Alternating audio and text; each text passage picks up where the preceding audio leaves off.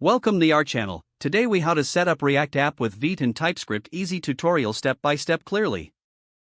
To set up a React app with Vite and TypeScript, start by opening your terminal. Navigate to your desired project directory. Use the command npm create vite at latest to initialize a new project. After hitting enter, you'll be prompted to name your project. Type in the name you want for your project and hit enter again. Next, select the template for your project. Choose React from the options available. You will then see an option for TypeScript. Select the TypeScript template by using the corresponding number.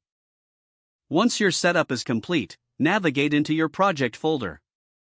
Use the command cd your project name to enter your project directory. Now install the necessary dependencies by running npm install. After the installation is finished, start the development server with npm run dev. Your React app should now be running at localhost 3000. Open your web browser and go to that address to see your app in action. You can now open your project in your preferred code editor.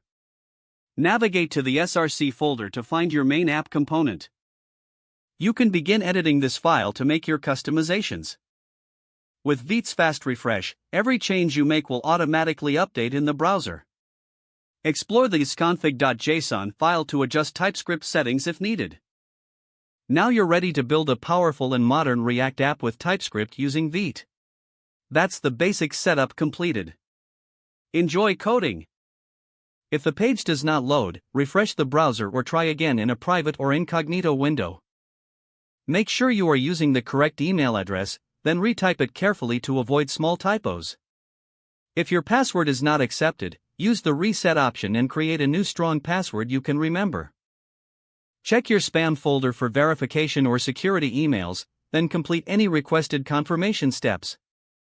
Enable two-factor authentication if available to improve account security and reduce unauthorized access risk. Don't forget to like this video and subscribe to our channel for more step-by-step tech guides.